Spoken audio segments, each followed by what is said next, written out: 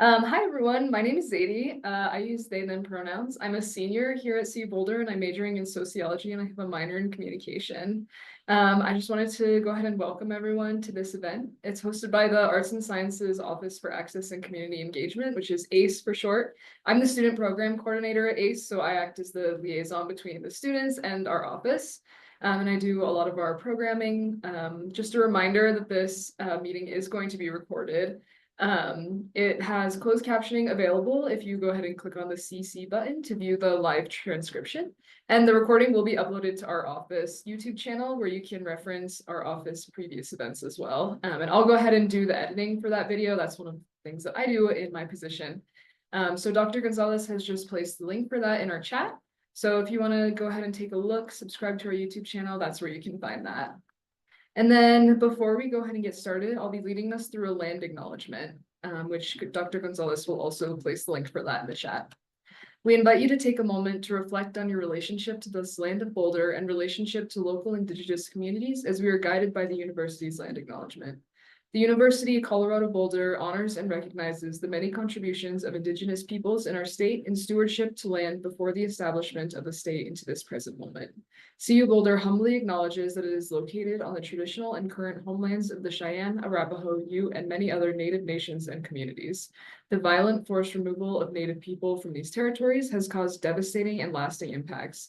These histories have brought us to the present moment wherein the University of Colorado Boulder is determined to commit to improving and enhancing relationships with Indigenous communities and issues locally and globally. We will do this by recognizing and amplifying the voices of Indigenous CU Boulder students, staff, and faculty and their work, educating, conducting research, supporting student success, and integrating Indigenous knowledge, and consulting, engaging, and working collaboratively with Native communities to enhance our ability to provide access and culturally sensitive support and to recruit, retain, and graduate Native students in a climate that is inclusive and respectful. Now, Dr. Gonzalez is going to place a couple more links in the chat about the upcoming actions to support Native people. And if you would like to continue your education about these issues, go ahead and take a look at those links. Now I'm going to pass it back over to Dr. Gonzalez to give an overview of today's event. So thank you so much, Zadie. Thank you all so much for being here. My name is Dr. Patricia Gonzalez, pronoun she, her, ella, and I am the Assistant Dean for Access and Community Engagement in the College of Arts and Sciences. And so today we are in gratitude that you'll get to hear from Dr. Christina Alston and Dr. Tanya Ennis and their experiences and triumphs as they navigate being in STEM fields, but also advocates for the work that they're doing. And so we know that historically Black women have made remarkable contributions to the STEM fields, science, technology, engineering, and mathematics, often overcoming significant barriers to pave the way for future generations. We know of pioneers like Katherine Johnson, an African-American woman mathematician who calculated trajectories for NASA Apollo's missions, and Dorothy Phillips, the first Black woman president of the American Chemical Society, who have played pivotal roles in shaping their fields. Organizations like Black Girls Code and Girls Who Code are also helping close the gender gap in technology, empowering more women to pursue STEM careers.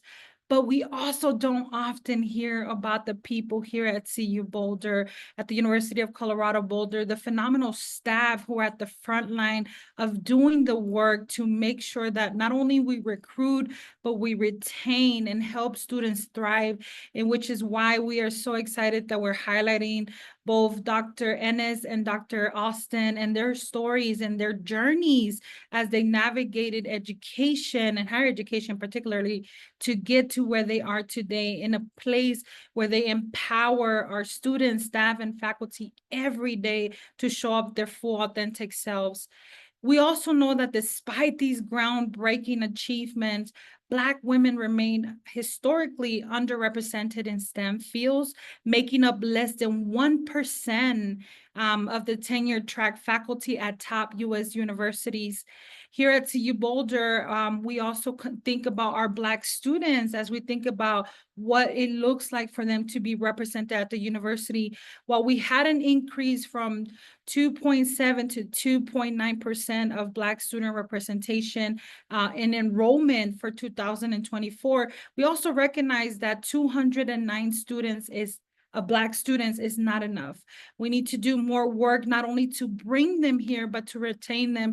And I do want to highlight that Dr. Ennis and Dr. Alston have been instrumental in building systems where students feel not only where they're seen, visible, but also that they are a part of something that feels bigger than the university. And so I just want to highlight that the work needs to continue. And at the same time, while we recognize that our students are feeling no sense of belonging, we also must acknowledge the challenges that come with working in academia and in higher education for specifically staff and faculty. And so that could include elevated levels of stress, isolation, discrimination, constantly feeling microaggressed or being microaggressed. And so these experiences are not experiences that we are making up. There's research that shows that there's a disproportionate number of individuals, particularly Black individuals and women, who experience mental health burden affecting their sense of belonging and well-being when they're at campuses where they're not feeling supported. And so we hope that today's conversation with Dr. Ennis and Dr. Alston will include some discussion outside of this space, and for us to consider how are we going to be creating a more supportive space for our students, faculty, and staff. If you're not at CU Boulder, how are you going to create a more inclusive space for students, faculty, and staff, and particularly women, Black women who are in STEM? So with that, just want to remind you all that you are welcome to engage in the chat. They want to see the emojis coming, so please do bring that to this space. Zadie and I will look at questions, but just want to note that these questions will be we will have a Q&A session at the end where we will stop the recording so that you are all welcome to ask private questions. So thank you again for being here. I'm going to pass it over to Zadie, who gets to introduce our speakers today. Thank you so much. I have the pleasure of introducing today's speakers, Dr. Tanya Ennis and Dr. Christina Alston. So Dr. Tanya Ennis is the Director of Diversity, Equity, and Inclusion, DEI, in Research, Innovation, and Creative Work. With 14 years of DEI and engineering education experience at CU Boulder, Dr. Ennis serves as the strategic lead for programs integrating DEI within their research, creative work, and innovation ecosystem of the university. As funding agencies require DEI plans, Dr. Ennis's leadership and expertise support researchers authentically responding to DEI proposals, questions, and requirements. Reach out to Dr. Ennis for DEI grant questions, ways to integrate DEI within research, creative work, and innovation, and establishing, implementing, and achieving campus and unit level DEI plans. And Dr. Alston is a distinguished science educator with almost 2 decades of experience in advancing STEM education and fostering diversity. Currently the director of the Colorado Diversity Initiative and faculty affiliate in the School of Education at the University of Colorado Boulder, Dr. Alston oversees initiatives aimed at cultivating belongingness among historically minoritized and marginalized STEM graduate students. She possesses a PhD and MS in education with a focus on urban education from the University of Houston and a BS in biomedical science for Texas A&M Corpus Christi. Her research delved into the racial battle fatigue of Black females who left the field of science, contributing to the field of equity and education. Recognized for her dedication and service, Dr. Alston has received several accolades, including the pre-college engineering education Emeritus Award in 2022 from the American Society of Engineering Education. And with that, I'm pleased to pass it over to Dr. Thank you, Zadie, for that really warm welcome and introduction. Thank you, Dr. Patricia Gonzalez, for having me here today. I'm delighted to share a little bit about myself. I shared with them, I'm timing myself. I'm going to try not to go over because 15 or 20 minutes is not enough time to talk about my whole life. However, I will share my screen.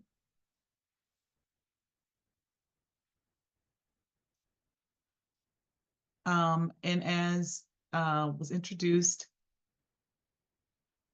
I am a Black woman in STEM and have been for a very long time. And I've been here for almost 16 years doing a lot of engineering education work in the areas of diversity, equity, inclusion.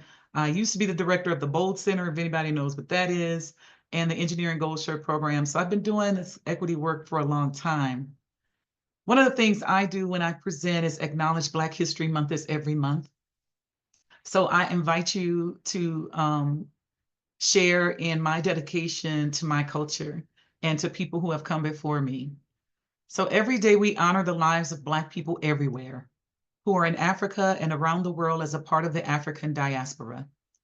Every day we celebrate the ancestors whose free labor built much of the United States of America, whose shoulders we stand on and who fought for the rights and privileges that we enjoy today. Every day we celebrate the countless contributions that Black people have made to the world. And every day we take a moment of silence for Black lives ended at the hands of violence.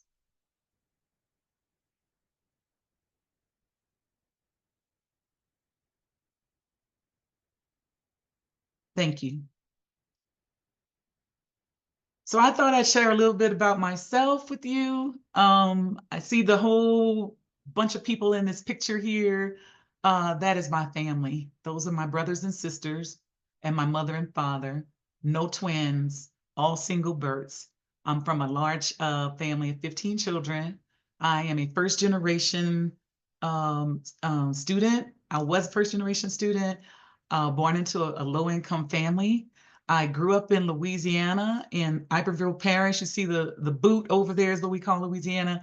The little red parish is called Iberville Parish.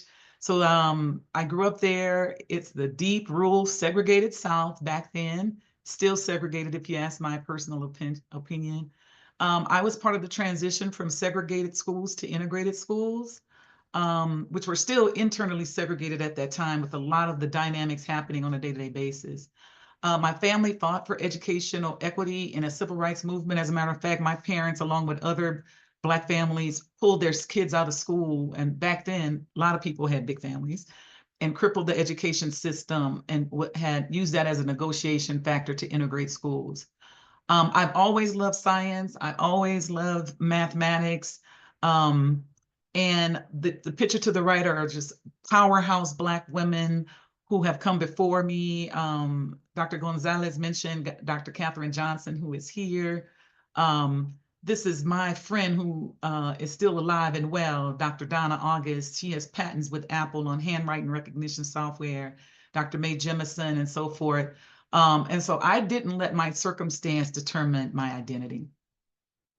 And so one of the things I wanted to characterize is this, the theory of the virtuous cycles and vicious cycles and how we model learning, right? And so how do you self-regulate yourself? So this cycle is kind of an idea of there's something that happens when you perform, there's some time to reflect, and then you have some forethought, and then it's a cyclical event, right? So a virtuous cycle is about positive learning, positive progression, about self-efficacy. Can I do it? Will I do it? Yes. It leads to deep cognitive learning structures and increases the likelihood of success in your performance phase. So if you can get yourself up in a virtuous cycle, you can continue to excel and progress. Now, the opposite is the vicious cycle, where you get stuck in the negative. Oh, I didn't do so well on that test. I'm terrible. I don't think I can do this. You have negative reinforcement of self-efficacy. And so in the forethought phase, you continue to spiral down. So virtuous cycle has you going up, vicious going down. And I can tell you, in my life, I've had both. So I'm like here. I continue to battle the vicious cycles of life. So I'm just going to encourage you not to get stuck there because I want to share the virtuous cycles of my lived experience. As you saw, I have a big family, very supportive, strong faith, belief in God and prayer life, creative play because we didn't have a lot of resources. So we had to generate games and activities and ways of being with each other. I learned math and patterns at home. You see this blue and white figure to the right is that I saw patterns in everything that I did, and that kind of encouraged me to invest in math. I had great teachers, math and science teachers from K through 12. Some of them were of color. I graduated valedictorian of my high school class. I love school. I'm a school person. I earned my bachelor's in electrical engineering from HBCU, Southern University. Go Jaguars. You see the blue and gold down the logo there. I had internships every summer. I went to a new company, expanded my purview, met Black engineers who mentored, encouraged me. After I graduated from Southern University, I had 13 job offers, not just due to my hard work, but also folks taking on affirmative action policies and opening the doors for me. And so I have a master's degree in computer engineering from Southern Cal, go Trojans, and then a PhD in education most recently a couple years ago. I guess it's been 3 years from the School of Education from CU Boulder. So I'm a learning scientist as well as an engineer. So I was trying to share some of my lived experience that tried to keep me in this vicious cycle, right? So when you live in rural Louisiana without transportation, you don't have access to a lot of programs and things, right? So it was really difficult to get into those summer programs at the university, to go to different places. I actually wanted to go to Georgia Tech, but I didn't have a lot of access to that. I got tracked in high school to a historical Black college, which turned out great, but I didn't have a counselor who was willing to help me go beyond and look beyond that. And then limited resources, a few mentors, limited perspective. So I had a lack of exposure to a lot of those opportunities. And then all of my life, I feel I have dealt with the isms that have erected barriers, sexism, being excluded as a girl and as a woman, racism, being passed over for less qualified peers, colorism, which a lot of people don't talk about. Being a fair-skinned Black woman has its challenges because it's kind of a double bind. Like, you're not white, you're not, a darker skinned Black person, and white, lighter skinned people, Black people have been given a lot of privilege. So there's been like this pitting against fair skinned and dark skinned people. Tokenism. At Southern University, I've seen companies come to hire to meet quotas and then lay people off. When I started working in my permanent job here in Colorado, affirmative action was positive, right? But I had accusations of that the company had instituted reverse discrimination. So that was really hard to fight as a 20-something-year-old person, thinking like, I'm here to work hard. And then classism. The wealth gap was real at USC. USC is a private university, and some very wealthy people go send their kids to school there. So I just want to share the different companies that I worked with over my years. So I was an intern at AT&T Bell Labs in New Jersey, working on multiplexer development, so telecommunications. And then the next couple of summers, I went to General Motors in Detroit, Michigan. I worked at the proving grounds and developed instrumentation for the proving grounds to test the vehicles before they were, approved and sent to production. I also was an intern at Exxon Chemicals, which was right down the street from the university, and I worked on, now this is in the 80s, y'all. I'm working on computer networks. I know it sounds like, oh, that's no big deal, but there were no computer networks back in the day, right? And so I worked in that field for a while. When I came to Denver, I went back to AT&T Bell Labs. They paid for me to go to graduate school at USC. I came back and encountered all those isms. And it was every day I felt like I had to prove myself. I had to explain why I'm in these places and spaces of technical experts and explain why I was a technical expert, right? And so over and over again, this was the pattern. And then I went to US West Communications, which was one of the regional Bell companies, worked there, Covad Communications. So these are the companies that I worked at before I left my career in engineering and went to education. And so, yeah, I left home. I told you all these places that I've worked after graduation.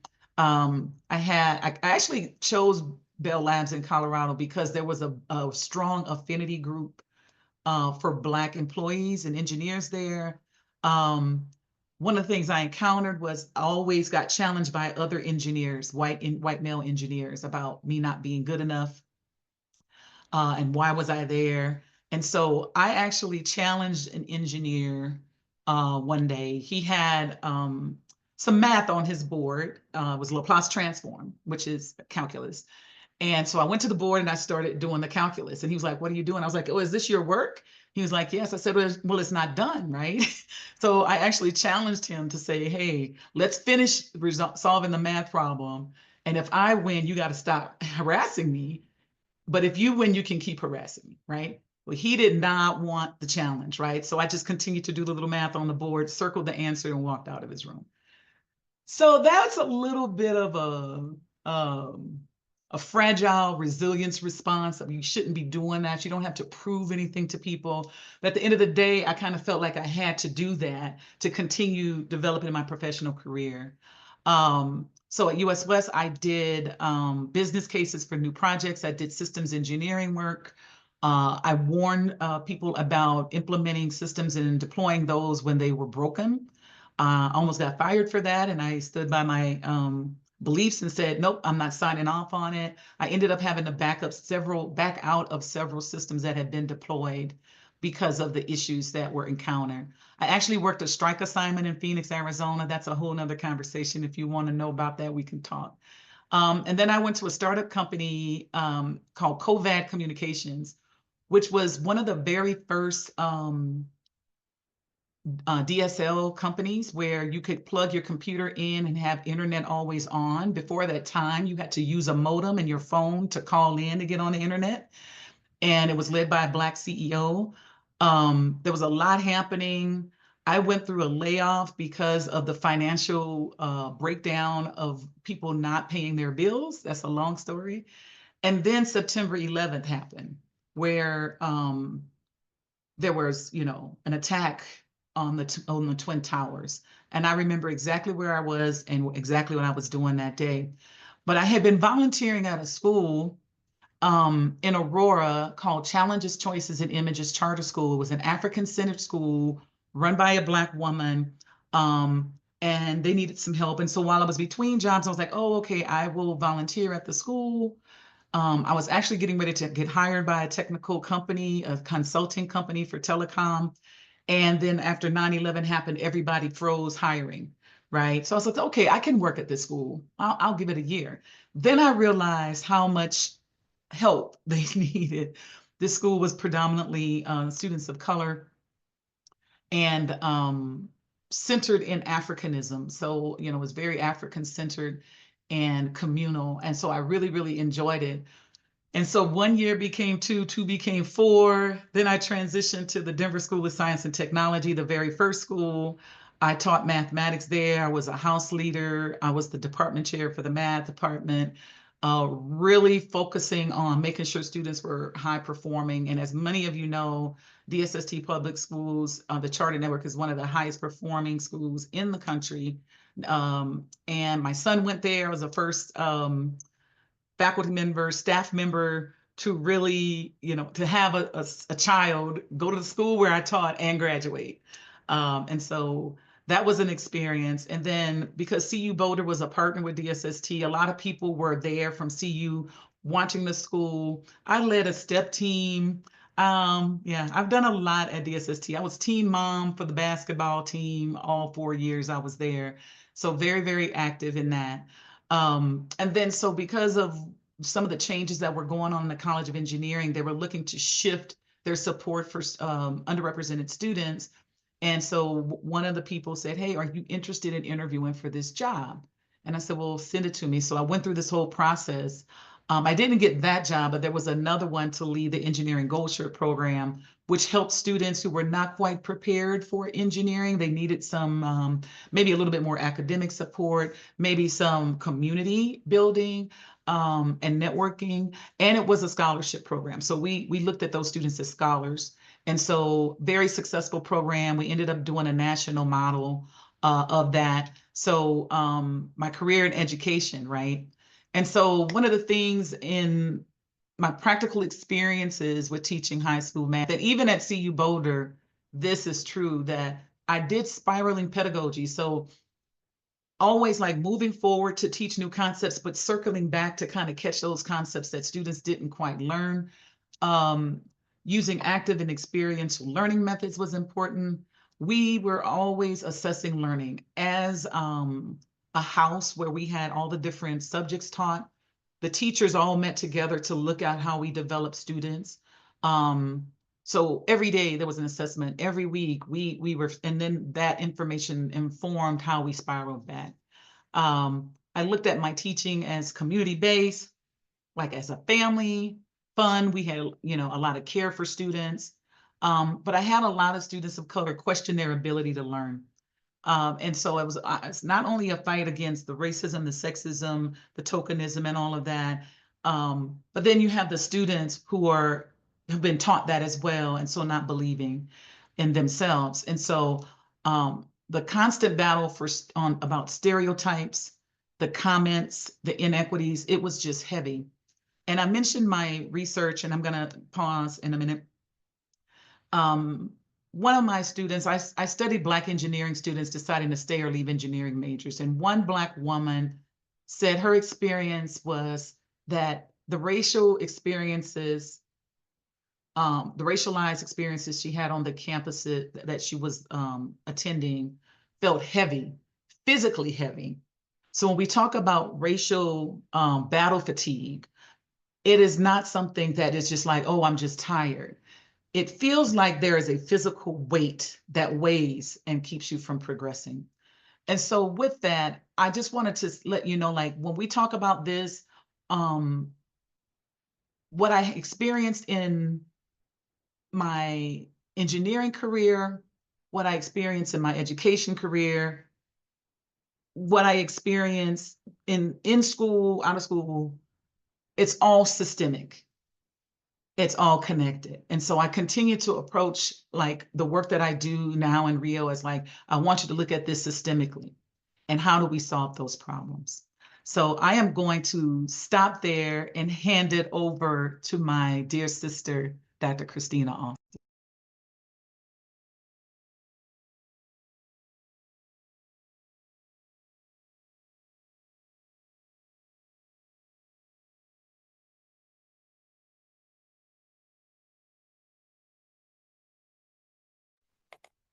All right. Thank you so much, Tanya. Thank you for sharing your story. In listening to your story, I saw or heard so many similarities in how we navigated this space, how our journey has unfolded. And I really appreciate you as being one of the people being part of allowing me to be in this particular space. I just remember when I first started at CU, almost 2 years ago, Tanya was the first person to reach out to me and said, let's do a Zoom call. So it's the moments like that that really make you feel like there are people who are watching you and watching out for you. And it's really appreciated. So I thank you. And thank you, Dr. Gonzalez, for inviting me to speak today. So I do identify as a Black feminist researcher that is focusing on uplifting the STEM community through storytelling. So I am going to tell my story today on how I originally got into the STEM field, got interested in STEM, and how that led me to be here in Colorado today. And hopefully that'll give you more insight into my research. I'm going to share a little bit about that research as well, but not go into great detail. So let me get started. So in this picture here, you can see beautiful Corpus Christi, Texas. This is where I was born, where I was raised. And Corpus is known for a lot of things. They're known for great music, beautiful people, excellent food, and this is where a lot of people go to vacation. A lot of people know this is the birthplace of, well, not the birthplace, but where Selena grew up, and Farrah Fawcett, and a lot of other people. But I didn't really know Corpus Christi like it is pictured. I knew Corpus Christi as this. So the young man there in the picture, he's standing in my old neighborhood. It has since been demolished. My elementary school, my middle school are all now gone. And that's because of two things: the Sicko refinery and the sewage treatment plant. They piggybacked my neighborhood. And so we were hit by a lot of environmental pollutants in my neighborhood, both in the air and through our water. And even still today in Corpus Christi, we get multiple alerts on do not drink the water until you get notified to do so. So even though a lot of people go there for vacation, I do not recommend drinking the water. There are a lot of environmental issues that go on in Corpus Christi. But I I am a product of resilience. There are a lot of negative things that have happened because of these two infrastructures. The most significant one is both my grandmother, Barbara Jones, and my father, Douglas Crawford, who instilled a sense of learning in me, instilled my want to grow and be a better person. Both of them died from cancer. My grandmother died from breast and lung cancer, and my father died from brain cancer when I was 10. And both of them were very, very instrumental. I just highlighted them on my social media page regarding how I love music because of my grandmother and how I used to live with her. And my father, who was a military man, he really made me a resilient person, a very strong-minded individual, someone not afraid to question, to challenge, and to ensure that I knew my footing and I knew my grounding in any position that I wanted to be in. And so because of this, I wanted to do something because of their situation, because of the cancer that they suffered from. So I ended up doing what a lot of Black women do, is growing my knowledge base, right? Feeling more confident. So I ended up going to Texas A&M Corpus Christi, and I got a bachelor's degree in biomedical science, where I focused on mechanisms of cancer. Specifically, I studied the BRCA gene, and I wanted to know how different ethnicities were being affected epigenetically by this particular gene, and how that potentially could be causing women to have more episodes of cancer and metastasis of that particular cancer. During that work, research, I met a woman named Dr. Esther Pollard. At the time, she was the only Black female oncologist in Corpus Christi, Texas. And that was in the 90s. And if you were to go to Corpus Christi today to look for a Black female oncologist, she is still the only one. Unfortunately, she suffered a car accident, and now she's in a wheelchair, and she is still practicing medicine in her wheelchair, speaking to the resiliency of Black women in STEM. And so after conversating with her, we both decided that, instead of going into medical school, I need to be more of an actual researcher. So after I got my degree in biomedical science, I ended up working at an organization called US Oncology. So I moved from Corpus Christi to Houston, Texas, and I started doing research. I was in the lab working with the mice, causing them to lose their immunity and study the genes that I was so interested in. But something goes on when you're in these particular spaces. Tanya kind of mentioned it a lot earlier, but the challenging of your knowledge, the challenging of your competency, eventually it got to the point where I wasn't in the lab. I was at a computer. I was filing paperwork. I was answering phone calls. I was doing more administrative work than I was doing the research. And I remember having a conversation with one of the doctors, and I asked him, I was like, hey, I really would like to do more. I have some questions and some theories on how we could be progressing our research. And he said, oh, well, your background isn't sufficient enough. And I'm looking around, all of the other associate researchers have the same degree as I do, have the same amount of experience as I do, especially the people in the same role. And so I'm questioning myself constantly about what's so different in my content knowledge, what's so different about my ability. Because I came in at the same level and I'm performing not on the same level, but I'm asking questions and contributing to the research field. And so he then said, well, maybe you should become a doctor of research, and then you should be able to form your own research agenda. And I didn't know, back then they weren't using the term microaggressions as widely as they are using it today.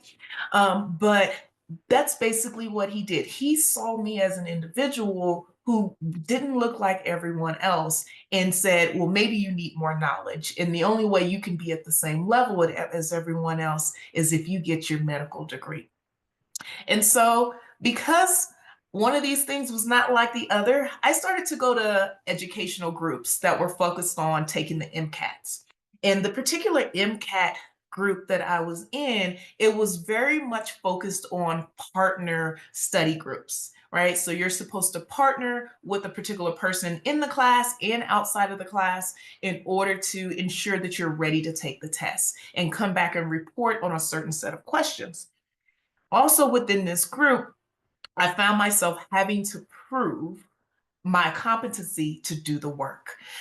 So what did that look like? That was me always taking the lead position, having to speak up for myself in order to answer the question instead of someone said, I'll just do it, letting them know that I really was a part of the team and contributing.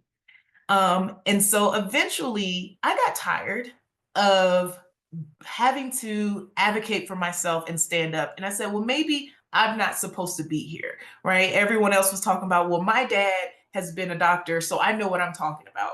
But mine was just, well, I studied last night, so I know what I'm talking about. And that wasn't enough. It never seemed quite enough. So again, I decided to go back to school and I ended up changing positions. So I ended up getting a master's and PhD in urban education from the University of Houston. But during that process, I ended up working for Rice University, where I was hired to broaden the reach of some of the research that was going on within the biological labs. And so I was able to meet with individuals in Tanzania, in Mozambique, around the Houston area, at Yale University, Arizona State University. I went far and wide and shared about nano-environmental issues and research and how we could promote the educational space in order to improve that. So in the picture here, this is me with a group of individuals who are at the Tanzania camp. And they were so grateful for the 2-week-long program that we put together for them in order for them to teach their students.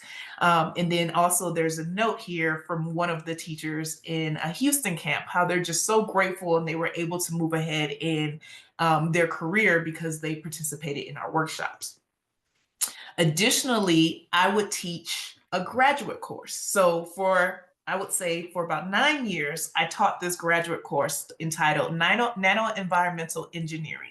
And the whole goal of this course was to understand what are nanoparticles, how are they around us every day, but how can we engineer solutions to water quality issues that we may have using these particles. Now, on the second to last year of me teaching this course, I had a very unreal moment. Now, y'all can all hear me speak. I told you I'm from Corpus Christi, Texas. On the very first day of class, a student was very shocked that I was the person teaching this engineering class, to the point that she could not contain herself. She verbally expressed her disbelief of me being within this setting. She asked me, do you know that you are Black? She asked me, do I speak English? Or is this class going to be in Ebonics the entire time? She asked me, who is going to do my lesson planning for me? Right? This is a very outspoken individual, to the point where I had to call the police to have her removed from my class and file a petition so that the student would no longer be able to come back to the class. Just calling the police for me as an individual was a very real moment. In 2007, my older sister, DeGressa Crawford, she died because of an encounter with the police department in Corpus Christi, Texas. The police were called on her. They came out for a noise complaint, and eventually they hogtied her put their knee to her back, and she passed out and never woke up again. And we eventually had to pull the plug because of that situation. So the moment I was in this classroom and it came about where my safety was so enthralled based on this woman's disbelief of a Black person teaching her engineering concepts, I felt torn. Torn because I didn't feel security for the police, but I also felt that there was a safety for the other students who were in the classroom. And all of the students were looking to me to address the issue as the instructor. And so the best practice at that time was to call the authorities and have her removed. But that also sparked me to do further research into racial battle fatigue. Now, Tanya also gave a little narrative of racial battle fatigue, but an official term and description of it is a psychological, behavioral, and physical exhaustion that we all feel as individuals of color because we experience prolonged episodes of racism, discrimination, microaggressions, and macroaggressions. And these can all manifest a lot of different ways. So I did a study where I surveyed 116 Black women who all have at least a bachelor's degree in a STEM field and are all in a higher education setting. And I asked them, what are the challenges that you're facing? What are the triumphs that you're experiencing? And do you plan on progressing in your career? And all of them exhibited episodes of microaggressions, from being challenged for your teaching ability, being challenged for your content knowledge, you challenged because of your personality and attacked as a fear of people being fearful of you because your personality. And that led to a lot of different emotions, right? Them feeling threatened within their space, senses of disbelief. What is my reality versus other people's reality? And feeling on guard, right? Do I need to over prepare within the situations that I go into? How do I ensure that the message that I want to get across is truly reached and not attacked because of semantics or differences in the way we express ourselves, right? All of these things, the behavioral things, there is a lot that we don't really study about how this psychological stress can impact our body. So the physiological impact, right? Am I sleeping at night? Do I have a lot of migraines or headaches because of these situations? A lot of times, psychologically, we will turn to negative coping mechanisms. And individuals talked about how they felt like they had to give up on their sleep in order to be seen in the workplace, or they felt like they had intestinal issues whenever they approached particular situations because they were reliving certain episodes in their head. And so this has a physical impact, not only on the way you act in the world, not only on the way you think about the world, but the way your physical body responds to these events, right? All of that is contributions of racial battle fatigue that is going on for Black women in these STEM educational systems. Additionally, I took in narratives from a couple of different women. If we had more time, I turned those narratives into short videos. I would love to share some of those videos with y'all whenever we have time. But just to tell you some of the titles of the stories that these women had. When I go into predominantly white spaces, I shut down. Leave if they're too broken. Black women, we are at the bottom of the totem pole. She keeps saying, white lives matter. It's how the system is set up. I couldn't figure out how to leave it at school, right? So all of these narratives are written in the voices, or the titles are written in the voices of the women based on the stories and the themes around what was the stories that they were telling. And so even with me reading these titles, you kind of can get the sense of what was really being discussed. And what was really being discussed is something that is called cognitive dissonance. And I'm not sure if anyone has heard of that before, and I'll get into that a little bit later. But cognitive dissonance is really when you have a sense of thought, how you should perceive the world. You have a sense of values, but your action isn't aligning with that. Other people's action aren't aligned with that. And so you meet in the middle. right? Why does my brain tell me to do these certain things based on my lived experiences and how I see the world? But why am I showing up this way? Why am I having these coping mechanisms? Why am I code switching at times, right? That goes against what I believe. And so there becomes a breakdown. And that's when the true racial battle fatigue or your breaking point hits. And so I ended up getting my degree, and I realized education was the best spot for me, right? I graduated while I was working at Rice and presenting information to the NSF. And they said, you know, it's not just about the education, it's about the content as well as protecting Black women. So what I decided to do with the work that I've done is write a couple of books. So if y'all want to go out and buy some, I appreciate it if you did. But the books that I wrote, one, Principles of Biology, Principles of Biotechnology. And these two books are written through Salem Press, and they're written at the college level for individuals to really understand, do you got the content? And that way, no one can challenge you on what something really means, because it's all there, right? What are the core principles of these different topics that I focused on?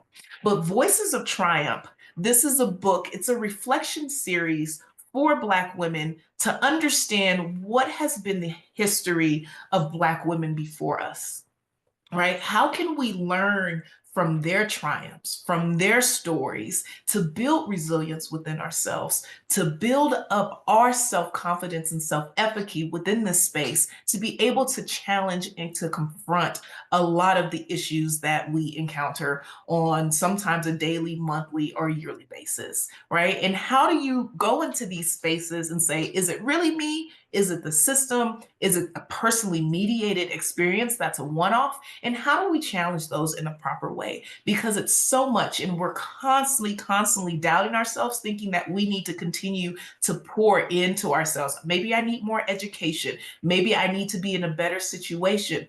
But maybe it is, like was said early, it's systematic. So I have a couple of points, a message to Black women. One, your journey is yours. No one can tell you that what you are experiencing is right or wrong. Your experience is your experience, but learn from your experiences, because at the end of the day, you are the only person who is going to live with you. You need to be able to leverage your lived experiences to find your voice and thrive, right? So that means that your lived experiences are real, they are valid, but that doesn't mean if you have a negative experience that that has to be your story. If you have a positive experience, doesn't mean that it's always going to be positive. You need to be able to reflect on what your experiences truly are and use that to help you thrive within this world. Obstacles are going to be real. Running from them will not help you, right? Face them, acknowledge them, and name them. Be able to speak to them. And not every negative experience will define you. Now, this is very personally mediated. So I have a message for institutions as well, right? We are not going to fix the state of Black women being 1% of the STEM workforce without creating accountability structures to address systemic bias, right? So how are we making people accountable in their hiring practices, in their tenure practices, in their promotion policies? How do we ensure that there isn't this invisible labor that is placed on Black women that makes us think, I have to continually have more? Because that's the state of the world that it is. I have to have 3 degrees while you might not even have 1, and we're working in the same position, right? Who is really being put and held accountable for these things, right? Prioritizing transparency in our efforts. Right. I know I worked at a private institution for a long time. And so being here at this public institution, knowing that our emails can be called out at any time, knowing that we can have Cora called on us, and all of our hiring records, all of our annual reports, anything that we put, financial reports can be put out there. How is the institution ensuring that before someone else on the outside ask for information? Do we even know what's going on within our own structures? We always hear a lot about higher education, STEM fields being so siloed, right? How do we ensure that we're truly overlapping on the work that we're doing? And finally, I need institutions to know that it is not the Black woman's job to invite herself into existing communities. So what I mean by that, how are you truly welcoming different identities and different voices within the spaces that currently exist, right? We always talk about creating affinity groups or creating spaces for them to have their own. And to me, those are great and we need those spaces, but we also exist in the other spaces as well. How are we welcomed within those spaces? How are we allowed to show up, ask questions, and engage in scientific intellectual merit without being welcome to be able to contribute? If it's always a fight, again, we're going to be fatigued and we're not going to be able to succeed in this world. And so with that, I thank you all for allowing me to share my presentations, and Tanya and I are welcome to hear any questions that you have at this time. Thank you.